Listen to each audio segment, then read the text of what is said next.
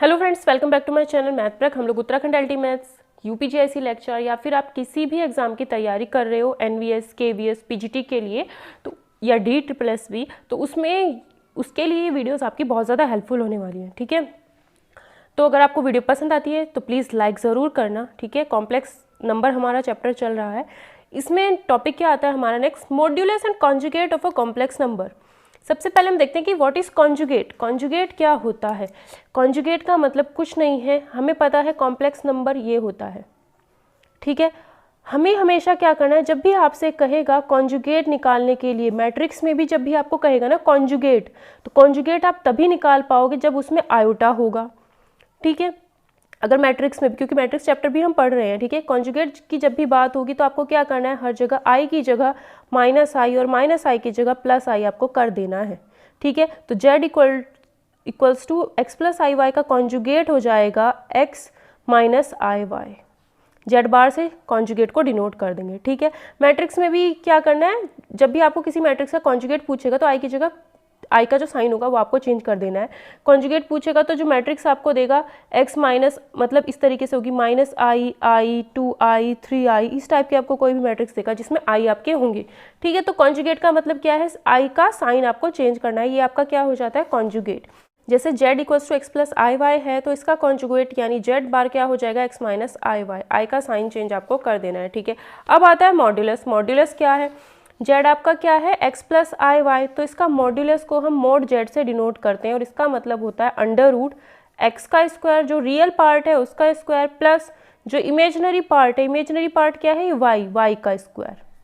ठीक है, तो यही क्या होता है आपका कॉन्जुगेट, सॉरी मॉड्यूलस यही होता है कि अंडर रूट जो रियल पार्ट है उसका स्क्वायर करो और जो आई के साथ मल्टीप्लाई में है उसका स्क्वायर कर दो। ये क्या, यानी इमेजनरी पार्ट का स्क्वायर कर दो। ये आपका क्या होता है मॉड्यूलस। ठीक है, तो ये हो गया आपका कॉन्जुगेट को हम जेड, कॉन्जुगेट को जब भी डिनोट करोगे तो ऊपर बार लगा देना है। ठीक है, सम रिजल्ट्स हैं जो आपको ध्यान रखने हैं। ठीक है, mode Z1 into Z2, Z1 कोई नंबर है, Z2 कोई नंबर है, उसका आपने मॉड्यूलस निकालना है तो आप क्या करोगे, दोनों का अलग अलग मॉड्यूलस निकाल करके मल्टीप्लाई कर दो।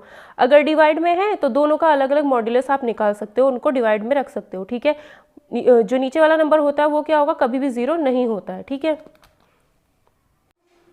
नेक्स्ट आपके पास ये कुछ रिजल्ट्स हैं, ये भी आप देख लो। Z1 इंटू Z2, मतलब Z1 एक कॉम्प्लेक्स नंबर हो गया, Z2 एक कॉम्प्लेक्स नंबर हो गया, दोनों की मल्टीप्लाई की, उसके बाद कॉन्जुगेट निकाला। या फिर आप ऐसे कर सकते हो, इसका कॉन्जुगेट निकाला, इसका कॉन्जुगेट निकाला, Z1 और Z2 का अलग अलग कॉन्जुगेट निकाला, देन मल्टीप्लाई, आंसर सेम आएगा। Z1 प्लस माइनस Z2, मतलब पहले Z1 और Z2 को जोड़ा, दो कॉम्प्लेक्स नंबर ऐड किए, देन कॉन्जुगेट निकाला, तब आपको वही आंसर मिलेगा जो अगर आप पहले नंबर का कॉन्जुगेट निकाल दो फिर दूसरे नंबर का कॉन्जुगेट निकालो देन ऐड करो, माइनस में भी सेम है। ठीक है, Z1 अपॉन Z2 इसका कॉन्जुगेट है तो आप क्या कर सकते हो, इसमें ऊपर वाले नंबर का अलग कॉन्जुगेट निकाल दो, नीचे वाले नंबर का अलग कॉन्जुगेट निकाल दो, आंसर सेम ही आता है। ठीक है, इस वाली कंडीशन में क्या हो जाता है, हमेशा जो नीचे वाला नंबर होता है वो कभी भी जीरो के बराबर नहीं होता। नेक्स्ट आता है आपके पास आर्गेंट प्लेन और पोलर रिप्रेजेंटेशन, बहुत ही इंपॉर्टेंट टॉपिक है, आपने कोऑर्डिनेट ज्योमेट्री पढ़ी होगी। कोऑर्डिनेट ज्योमेट्री में क्या होता था, हमारे पास एक एक्स वाई प्लेन होता था, एक्स वाई प्लेन होता था और उस एक्स वाई प्लेन में ये ओरिजिन होता था जिसके कोऑर्डिनेट 0 0 0 होते थे। मान लो हमने ये कोई पॉइंट एक्स वाई बताया है। ठीक है, ये पॉइंट एक्स वाई बताया है तो इस तरीके ये हमारा इसको हम क्या कहते थे, कार्टेशियन प्लेन कहते थे। कोऑर्डिनेट ज्योमेट्री में कार्टेशियन प्लेन या एक्स वाई प्लेन हम इसको कहते थे। कार्टेशियन प्लेन में हम क्या करते हैं, किसी भी पॉइंट को लोकेट करते हैं और ये क्या कहलाते हैं, उस पॉइंट के कोऑर्डिनेट्स। ठीक है, ठीक है, कॉम्प्लेक्स प्लेन, कॉम्प्लेक्स प्लेन या फिर आर्गेंट प्लेन दोनों ही सेम चीज़ें हैं।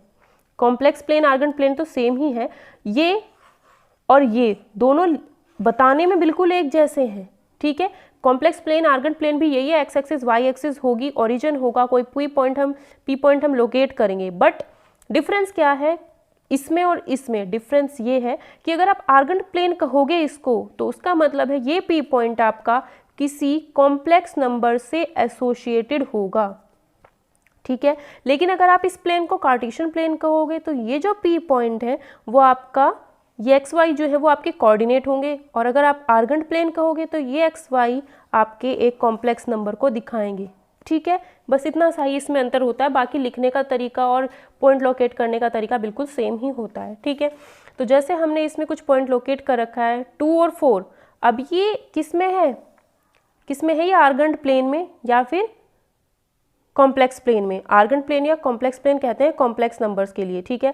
तो 2 4 क्या है आपका, आर्गेंट प्लेन। आर्गेंट प्लेन है तो 2 4 का मतलब हुआ 2 + 4i, क्योंकि z इक्वल्स टू क्या होता है, x + iy। तो x की वैल्यू 2 है प्लस 4, i की वैल्यू 4 है, तो ये हो गया आपका z, ठीक है। इसी तरीके से हम सबको लोकेट कर सकते हैं नंबर्स को, ठीक है। अब आप देखो 2 0, अगर इसमें 2 0 रखोगे, x की जगह पे आपने 2 रखा, y की जगह पे आपने 0 रखा, ठीक है। तो ये कैसा आया, z इक्वल्स टू 2 आया। मतलब ये जो नंबर है आपका, ये जो कॉम्प्लेक्स नंबर है, ये आपका कहाँ आ रहा है, ओनली x एक्सिस पर आ रहा है।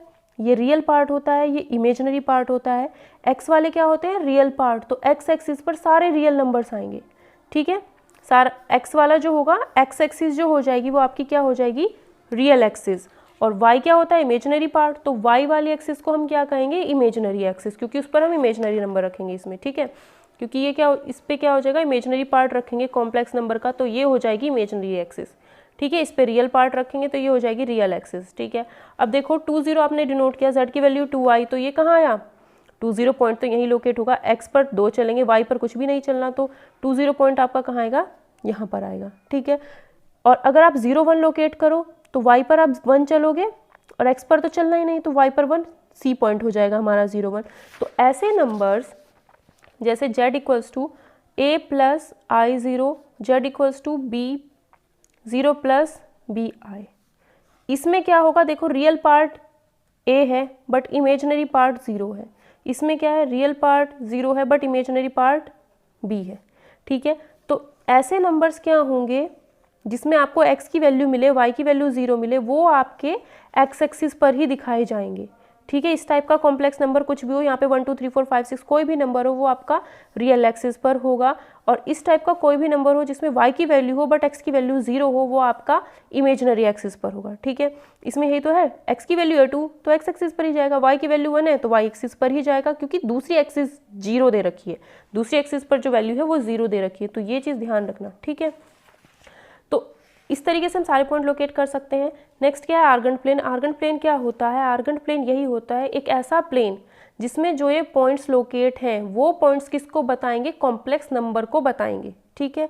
a b c d e f सारे के सारे क्या है, किसी कॉम्प्लेक्स नंबर को बता रहे हैं। जैसे 2 4 2 + 4i को बता रहे हैं, b -2 3 -2 + 3i को बता रहा है, 0 1 0 + 1i को बता रहा है, 2 0 2 + 0i को बता रहा है। सारे क्या बता रहे हैं, किसी कॉम्प्लेक्स नंबर से एसोसिएटेड है। The plane having a complex number assign to each of its point, वो प्लेन जिसके सारे के सारे पॉइंट्स किसको बताएंगे, किसी कॉम्प्लेक्स नंबर को बताएंगे, वो प्लेन आपका कॉम्प्लेक्स प्लेन या आर्गेंट प्लेन कहलाता है, ठीक है। अगर कोऑर्डिनेट ज्योमेट्री में होते तो ये पॉइंट क्या हो जाते, पॉइंट के कोऑर्डिनेट हो जाते, बट हम किस में पढ़ रहे हैं, कॉम्प्लेक्स प्लेन में पढ़ रहे हैं, कॉम्प्लेक्स नंबर्स के लिए पढ़ रहे हैं, तो ये क्या हो जाएंगे, कॉम्प्लेक्स नंबर्स, ठीक है। मॉड्यूलस ऑफ कॉम्प्लेक्स नंबर क्या होता है, modulus of complex number x + i का भी हमने बताया, x का स्क्वायर कर देंगे, y का स्क्वायर कर देंगे और अंडर रूट कर देंगे, ठीक है। बट ज्योमेट्री में क्या क्या होता है, कोऑर्डिनेट ज्योमेट्री में हमने पढ़ा है कि ओरिजिन से किसी p पॉइंट की अगर हमें डिस्टेंस निकालनी हो, इसके कोऑर्डिनेट ये हैं, इसके कोऑर्डिनेट 0 0 है, तो हम कैसे निकालते थे, अंडर रूट करके। कैसे निकालते थे, अंडर रूट x - 0 का स्क्वायर प्लस y - दूसरे 0 का स्क्वायर, ठीक है। ये आ जाएगी ओपी डिस्टेंस, यानी x² + y², यही चीज़ आ जाएगी। तो ये जो आपका मॉड्यूलस होता है कॉम्प्लेक्स नंबर का, ये क्या होता है, ओरिजिन से उस p पॉइंट तक की डिस्टेंस। ओरिजिन से जो आपने नंबर, ये नंबर को दिखा रहा है, कॉम्प्लेक्स नंबर को दिखा रहा है, तो ओरिजिन से उस p पॉइंट तक की जो डिस्टेंस होती है वही आपका क्या हो जाता है, मॉड्यूलस हो जाता है, ठीक है।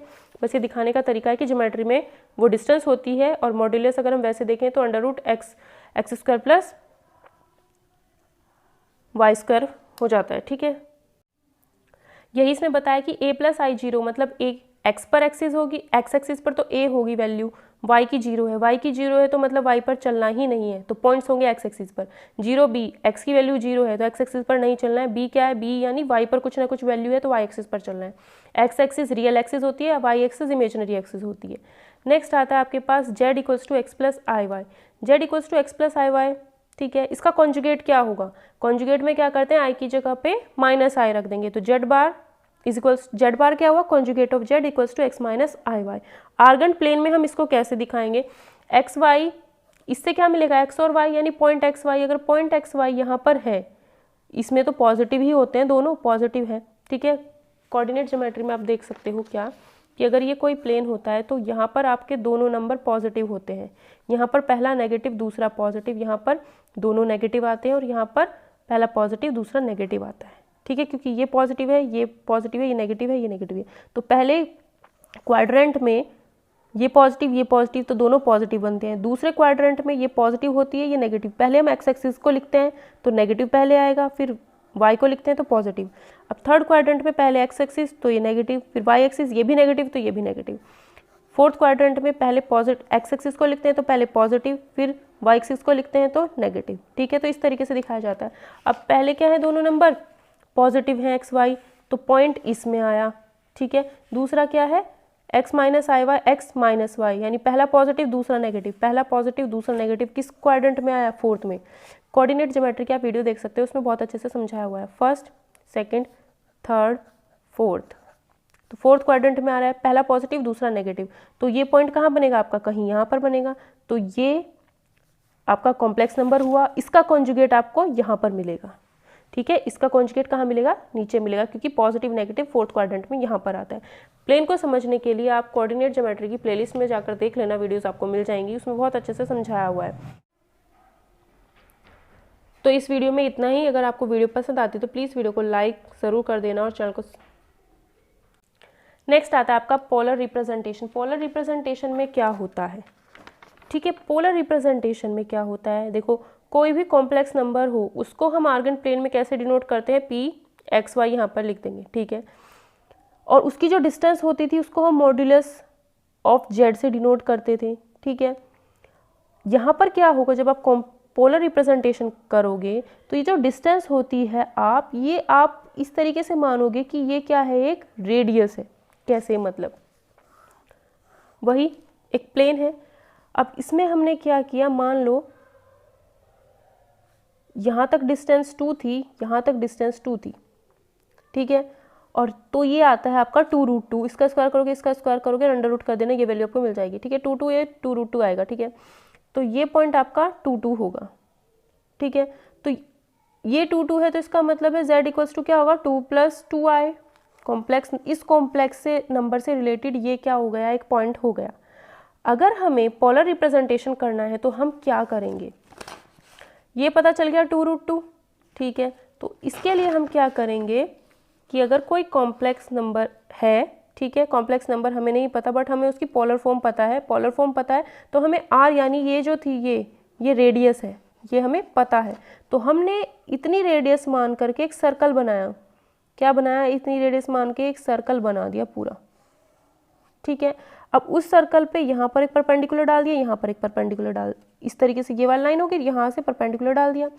ये क्या है, एक्स एक्सिस पर तो एक्स की वैल्यू, ये क्या है वाई एक्सिस पर तो वाई की वैल्यू, ठीक है, ठीक है। इतनी बात तो समझ आ गई। ये एंगल हमने मान लिया 45, क्योंकि ये जो कंडीशन बनाई थी हमने 45 के लिए ही बनाई थी। जब ये दोनों साइड बराबर होती हैं, ये 90 होगा, ये 45, तो ये भी 45 ही होगा, ठीक है।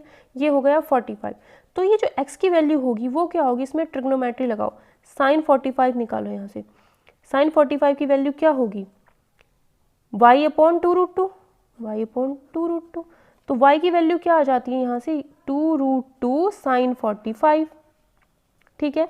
ऐसे ही cos 45 निकालो, cos 45 निकालोगे तो कितना आएगा, x/2√2। तो x की वैल्यू कितनी आएगी, 2√2 cos 45। तो यहाँ से आपको पता चला कि अगर मैं 45 ना मान करके थीटा मानती और ये 2√2 ना मान करके r मानती, तो ये क्या हो जाती value, y = r sin theta और x = r cos थीटा। इतना हो जाता ये, ठीक है। x और y क्या होते, ये होते, ठीक है। तो z क्या है, कॉम्प्लेक्स नंबर है x + iy। x और y की वैल्यू हमें मिल चुकी है, क्या, z = r cos theta plus i, y की वैल्यू r sin थीटा। तो यहाँ से ये जो बनी है ये क्या बन चुकी है, z की पोलर फॉर्म बन चुकी है। z कॉम्प्लेक्स नंबर की पोलर फॉर्म ये होती है, ठीक है। बस इसमें ध्यान क्या रखना है कि ये जो आपकी ये जो है ये होती है आपकी r, यानी ये जो रेडियस है r की जो वैल्यू होती है वो, क्योंकि इसको हमने मान करके एक सर्कल बनाया तो रेडियस होगी, r की वैल्यू होगी ये, ठीक है। और x और y की वैल्यू हमने निकाल के दिखाई है कैसी।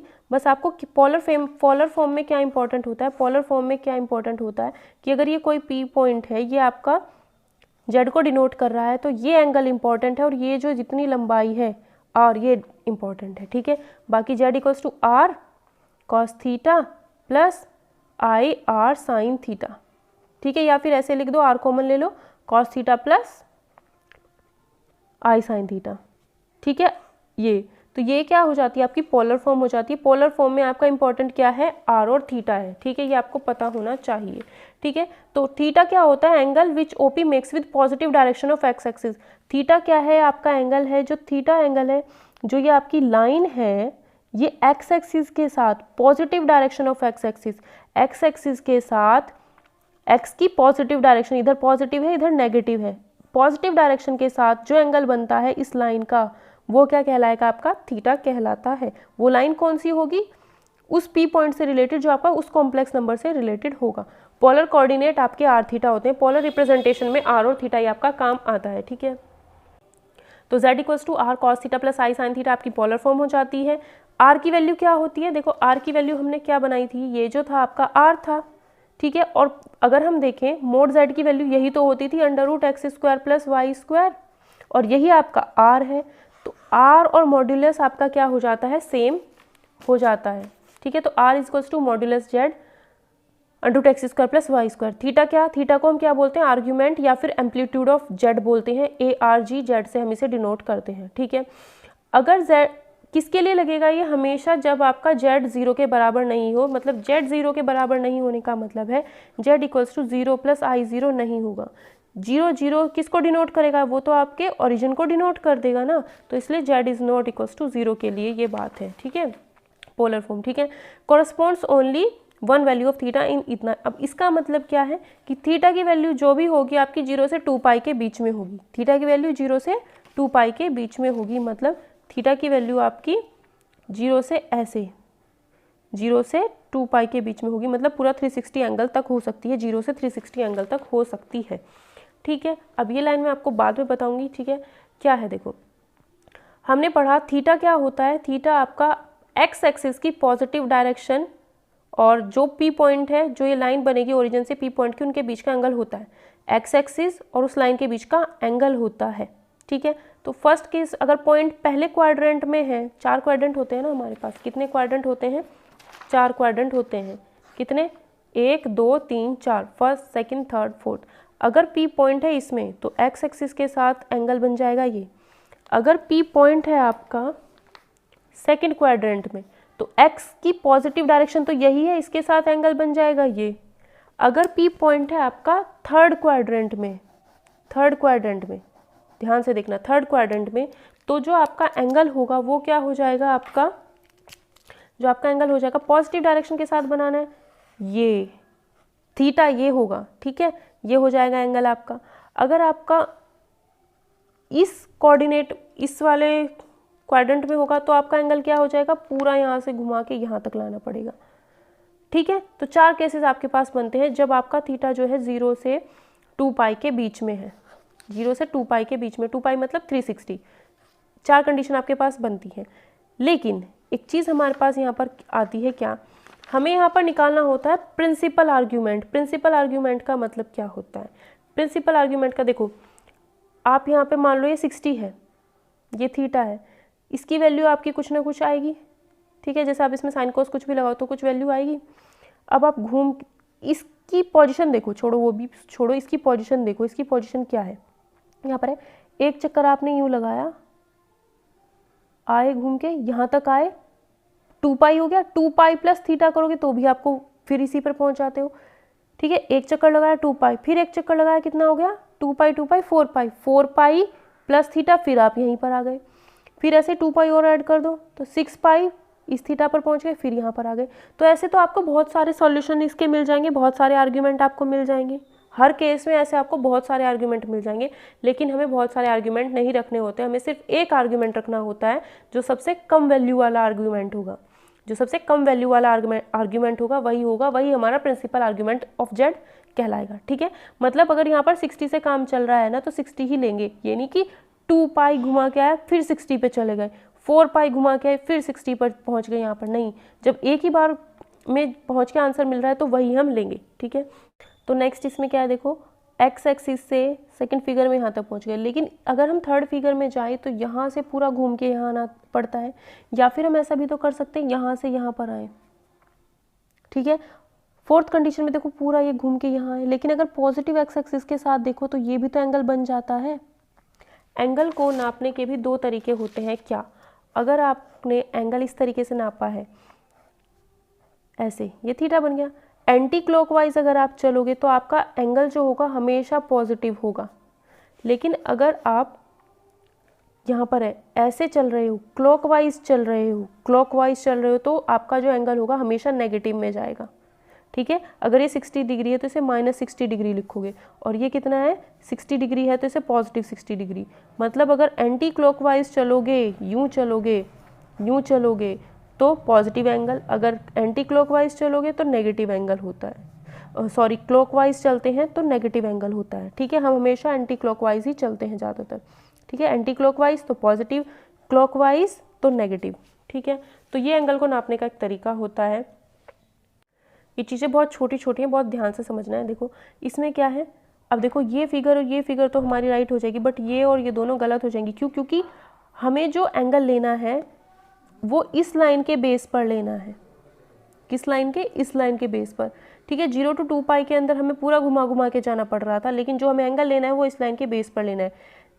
जो आपका थीटा होगा वो पाई से छोटा होगा हमेशा। पाई से छोटा मतलब ये एंगल होता है ना, ये पाई होता है। जो आपका एंगल होगा वो हमेशा पाई से छोटा होगा, मतलब सिर्फ इतने तक जा सकता है वो, ठीक है। या फिर वो आपका जो एंगल होगा वो -पाई से बड़ा होगा, मतलब उल्टा चल सकते हैं, या तो ऐसे चलोगे या ऐसे चलोगे। ऐसे कभी भी घूम के एंगल पर हमें नहीं आना कि यहाँ पर बना हुआ है ऐसे आओगे, ऐसे नहीं आना है। अगर यहाँ पर एंगल है तो आप इस डायरेक्शन से लेके चलोगे, माइनस वाली डायरेक्शन से क्लॉकवाइज लेके चलोगे, यानी माइनस वाली डायरेक्शन से लेके चलोगे, तब उस एंगल को आप नापोगे। तो इस -पाई टू पाई का मतलब यही था, ठीक है। जो आपका थीटा होगा वो -पाई टू पाई के बीच का होगा, मतलब यही है कि या तो आप उसे पॉजिटिव डायरेक्शन में लेके चलोगे या नेगेटिव। यहाँ पर आप चले पॉजिटिव डायरेक्शन में, ठीक है, 0 to पाई के बीच में आए, यहाँ पर आप 0 to पाई के बीच में ही रहे, लेकिन जैसे ही आप यहाँ से यूँ घूम के आए तो पाई तो यहाँ पर ख़त्म हो गया, आप पाई से ज़्यादा चले गए, पाई से ज़्यादा हमें नहीं जाना।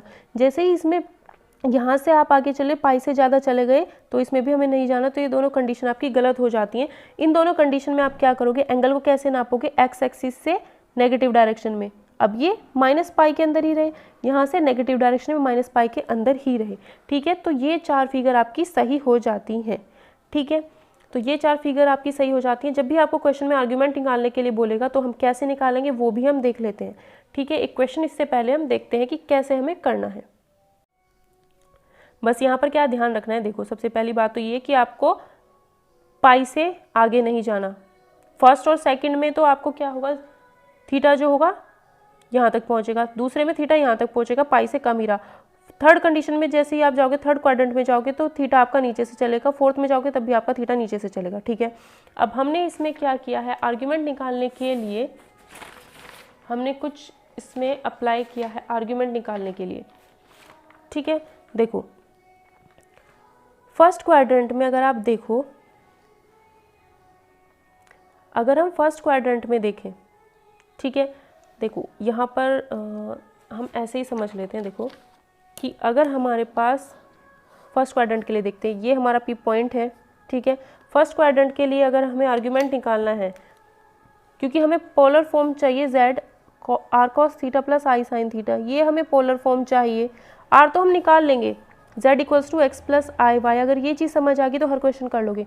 तो r तो यहाँ से आप निकालोगे x square plus y square, always positive, r की वैल्यू हमेशा पॉजिटिव लेनी है क्योंकि वो क्या है, एक डिस्टेंस है, ठीक है। तो r की वैल्यू तो आप रख लोगे। मेन क्या है, थीटा निकालना। थीटा निकालने के लिए हम क्या करेंगे, ये हमारा थीटा है, ये x था, ये y था, ठीक है। ये आपको x और y, आपको ये x है और ये y वैल्यू है। तो जब भी आपको थीटा निकालना होगा, ठीक है, यहाँ पर हम क्या करेंगे, फर्स्ट केस में तो आप डायरेक्ट निकाल सकते हो, आपको क्या करना होगा, tan थीटा निकाल लो। tan थीटा निकाल लो, कितना आएगा, हमने इसे ही क्या मान लिया, फाई मान लिया, क्योंकि आगे की कंडीशन में भी हम फाई मानेंगे एंगल को, ठीक है। इस थीटा को ही हमने क्या मान लिया है, फाई मान लिया है। तो tan फाई यहाँ से हमने निकाला y अपॉन एक्स, ज्योमेट्री लगा दी, क्या ट्रिग्नोमेट्री लगा दी, ठीक है।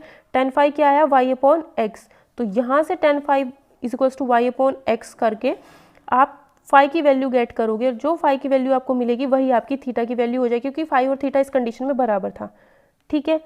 सेकंड कंडीशन हम इसकी देखते हैं, क्या है सेकंड कंडीशन। सेकंड कंडीशन हम इसकी देखते हैं क्या। सेकंड कंडीशन में क्या, देखो फर्स्ट कंडीशन में क्या था, P ये पॉइंट था, ये अगर थीटा बन रहा था तो यही आपका फाई बन जाएगा, ठीक है। और ये y है, ये x है, तो आप क्या करोगे, हमेशा tan phi निकालना है, y/x होगा, जो फाई की वैल्यू आएगी वही थीटा की वैल्यू आएगी। सेकंड कंडीशन में क्या था, पॉइंट आपका इधर था, एंगल आपका ये थीटा बन रहा था, तो हम क्या करेंगे, इधर से एंगल मान लेते हैं फाई, ठीक है। ये तो आपका थीटा बनेगा, इधर से फाई मान लिया, तो ये हो गया आपका ऐसे, तो y की वैल्यू ये हो जाएगी, x की वैल्यू ये हो जाएगी, ये फाई एंगल हो गया, ठीक है। तो अब क्या करेंगे, इसमें tan phi निकालो, tan phi निकालो, कितना आएगा, y/x, ठीक है। मोड y/x निकालना है, पॉजिटिव लेना है ये y/x, कुछ भी इसमें नेगेटिव हो, नेगेटिव नहीं लेना, आपको क्या करना है, इस ये अगर थीटा है तो ये फाई मान लिया, ये फाई मान लिया, तो y/x निकालना है मोड में, यानी पॉजिटिव। तो यहाँ से आपको क्या मिलेगा, tan phi की वैल्यू मिलेगी, और फिर आप फाई एंगल निकाल लोगे, tan 30 आया तो फाई की वैल्यू आपकी मान लो 30 आ गई। फाई की वैल्यू जैसे आपकी 30 आई तो हमें निकालना क्या है, थीटा, और थीटा प्लस फाई, ये एंगल प्लस ये एंगल कितना है, फाई प्लस थीटा कितना है, 180, या फिर फाई प्लस थीटा कितना है, पाई, फाई हमें पता चल गया 30 है, तो थीटा कितना आएगा, थीटा आ जाएगा आपका π-30, है ना। पाई यानी कि 30 का मतलब होता है π/6, π-π/6, ठीक है। मतलब अगर आपको tan phi की वैल्यू आपने निकाली है, मोड y/x करके पॉजिटिव ही रखना है, फाई आपको मिला π/3 मिला है फाई आपको, तो थीटा प्लस फाई कितना है, थीटा प्लस फाई आपका है π/3। तो यहाँ से आप क्या करोगे, फाई आपको, सॉरी ये है आपका पाई, तो फाई आपका क्या हो जाएगा, π-π/3, ये थीटा आपका हो जाएगा π-π/3, ठीक है। थर्ड कंडीशन देखते हैं, थर्ड कंडीशन में क्या है, पॉइंट आपका यहाँ पर आ जाता है, थीटा हमने, ये हमारा थीटा होगा, ठीक है, ये हमारा क्या हो जाता है फाई, ये हमारा फाई हो जाता है, ये हो जाएगी आपकी x और ये हो जाएगी y। तो यहाँ पर हम क्या निकालेंगे, tan phi निकालेंगे, मोड y/x करके, ये आपको हमेशा निकालना है, बट जिधर से छोटा एंगल पड़ता है वहाँ से उसको फाई मान लेना है और निकालना है। तो tan phi की वैल्यू मोड y/x आई, यहाँ से आपको फाई की कुछ ना कुछ वैल्यू मिल जाएगी, जैसे π/3 मिल गई, ठीक है। अब हमें पता है इन दोनों का ऐड करके कितना आएगा, पाई आता है, तो यहाँ से आप थीटा की वैल्यू निकालोगे तो वो आपकी क्या हो जाएगी, π-φ, थीटा की वैल्यू इन दोनों को जोड़ के पाई आएगा, थीटा की वैल्यू क्या होगी, π-5, बट ये क्या है, एंगल कैसे लेके चले, एंटी क्लॉकवाइज लेके चले एंगल हम माइनस में मान रहे हैं, तो यहाँ पे थीटा हो जाएगा -π-φ, ठीक है। अगर आप फोर्थ कंडीशन लेके चलो, फोर्थ कंडीशन में आपका एंगल यहाँ पर आएगा, पॉइंट आपका यहाँ पर आएगा, ये x हो जाएगी, ये y हो जाएगी, फिर आपको tan phi करना है, मोड y/x करना है, फाई आपको कुछ ना कुछ मिलेगा। एंगल आपने क्या मानना है, एंगल आपका ये होगा, यही तो थीटा मानोगे, ठीक है। तो फाई भी आप क्या करोगे, छोटे वाला मानना है, तो फाई आपने ये मान लिया, ठीक है। तो यहाँ पर जो आपका थीटा हो जाएगा वो क्या हो जाएगा, जो आपका थीटा होगा वो हो जाएगा -φ, क्योंकि ये तो आपने एंगल मान लिया ना, ये आपने एंगल मान लिया, इसे सॉल्व करके आप निकाल लोगे वैल्यू, बट आप कैसे चल रहे हो, क्लॉकवाइज चल रहे हो। जब भी एंगल को आप क्लॉकवाइज नापोगे तो वो क्या हो जाता है आपका, थीटा इक्वल्स टू जो आपका एंगल होता है वो आपका नेगेटिव चला जाता है, तो यहाँ पर क्या होगा, माइनस। सिंपल, आप समझ लेना कैसे, देखो 4 कंडीशन है ये आपके पास, इसमें तो थीटा और फाई बराबर ही हो जाते हैं क्योंकि एक ही उसमें है दोनों, है ना। इसमें क्या होता है, यहाँ पर आप फाई मानोगे, इसे सॉल्व करोगे, जैसे आप इसे सॉल्व करोगे तो आपको थीटा मिलेगा π-φ, ऊपर क्योंकि 0 से पाई तक का बीच का है तो एंगल पॉजिटिव ही रहेगा। जैसे ही आप दोनों कंडीशन में नीचे आओगे तो ये फाई मान के यहाँ पर ऐसे करके वही tan phi मोड y/x करके सॉल्व करोगे। इस कंडीशन में क्या होता है, जो आपका थीटा होगा वो माइनस का चला जाएगा, थीटा जो होगा आपका माइनस, जो आपका थीटा होगा वो -π-φ हो जाएगा, क्योंकि ये वाला कंडीशन जो आपका नीचे जा रहा है, ठीक है, -π से कम होना चाहिए, तो वो एंगल आपका -π-φ हो जाएगा। ये वाला जो आपका होगा इसमें भी क्या है, नीचे जा रहा है, तो इसमें क्या है, देखो थीटा और फाई की वैल्यू तो बराबर ही होगी, बट ये कैसा है, नेगेटिव में ही जा रहा है ना, क्लॉकवाइज जा रहा है तो एंगल को क्या लेंगे हम, नेगेटिव लेंगे। तो इसे सॉल्व करके हम एंगल की वैल्यू निकाल लेंगे और जो आपका थीटा हो जाएगा वो -5। बस ध्यान क्या रखना है, ये ध्यान रखो इन दोनों में तो सेम केस चला जाएगा, ठीक है। इसमें पाई में से घटा देंगे, बट ये क्या है, दोनों नीचे जा रहे हैं, तो जो एंगल आप निकालोगे थीटा की वैल्यू π-5 निकालोगे, फिर उसे नेगेटिव कर देना है। इसमें थीटा की वैल्यू क्या आएगी, फाई आएगी, बट उसे नेगेटिव कर देना है, ठीक है। तो ये टेबल आपको ध्यान रखनी है। इतना अगर आपको समझ आ गया है तो आप किसी भी क्वेश्चन का आर्ग्यूमेंट निकालना हो तो बहुत इजीली निकाल सकते हो। बस ये चीज़ आपको ध्यान होनी चाहिए। जैसे ये क्वेश्चन आपको दे रखा है 1 + i√3 z = 1 + i√3 ये दिया है, इसको हम सॉल्व करते हैं, ठीक है। पहले r निकालो, r क्या हो जाएगा √x² + y²। r की वैल्यू, x की वैल्यू 1 है, 1 का स्क्वायर, y की वैल्यू √3 है, √3 का स्क्वायर। तो 1 + 3 का ये हो गया 3, तो यानी r की वैल्यू √4, यानी r की वैल्यू पॉजिटिव ही लेनी है तो 2, क्योंकि वो डिस्टेंस है, ठीक है। r की वैल्यू तो पता चल गई 2, बट हमें क्या निकालना है, थीटा। और ये किस में आएगा, फर्स्ट क्वाड्रेंट में आएगा, दोनों पॉजिटिव हैं तो फर्स्ट क्वाड्रेंट में आएगा। tan phi निकाल लो, tan phi कितना आएगा, mod y/x। y की वैल्यू कितनी है, √3, x की वैल्यू 1, दोनों पॉजिटिव रखने हैं तो √3 आ गया ये। तो tan phi में √3 किसकी वैल्यू होती है, √60 यानी π/3। tan phi की वैल्यू कितनी आई, π/3, और फर्स्ट क्वाड्रेंट में है तो थीटा आपका फाई के बराबर ही हो जाता है, यानी π/3 ही होगा। तो z = r की वैल्यू 2 आई है, cos थीटा, थीटा की वैल्यू आपकी π/3 है, प्लस i sin थीटा की वैल्यू π/3 है। तो ये आपकी पोलर फॉर्म बन जाएगी। अगर आपको सेकंड एक क्वेश्चन और है, इससे हम कर सकते हैं, ठीक है। इसमें क्या है, मैं थोड़ा सा यहीं पे बता देती हूँ, थोड़ा सा वीडियो वरना लेंदी हो जाएगा। क्या है इसमें, कॉम्प्लेक्स नंबर, ये आपको कॉम्प्लेक्स नंबर दिया है। पहले देखो नीचे कभी भी आई नहीं होना चाहिए, तो इसका कॉन्जुगेट किया, ये रहा ऊपर नीचे, इसके कॉन्जुगेट से ऊपर नीचे मल्टीप्लाई किया, इसको सॉल्व किया, सॉल्व करने पर हमारे पास z की वैल्यू ये आ गई। अब इसको हमें सॉल्व करना है, तो यहाँ से अगर हम r की वैल्यू निकालें तो कितनी आएगी, -4 का स्क्वायर यानी 16 प्लस 4√3, 4√3 का स्क्वायर कितना होगा, 4 × 16 48, ठीक है। ये हो जाएगा 48 + 16 अंडर रूट। r की वैल्यू कितनी आएगी, 8 × 14 4 5 6 अंडर रूट 64, r की वैल्यू कितनी आएगी 8, ठीक है। हमें क्या निकालना है, थीटा। अब पहले ये देखो, ये -4 है और ये x की वैल्यू नेगेटिव, y की वैल्यू पॉजिटिव, कौन से क्वाड्रेंट में आएगा, पहले ये देखो कौन से क्वाड्रेंट में, नेगेटिव पॉजिटिव आता है आपका सेकंड क्वाड्रेंट में। सेकंड में क्या होता है, सेकंड में जो आपका, पहले आप क्या करोगे, tan phi निकालोगे। tan phi क्या होगा, y की वैल्यू 4√3, x की वैल्यू -4, बट मोड है तो माइनस का तो कोई मतलब ही नहीं।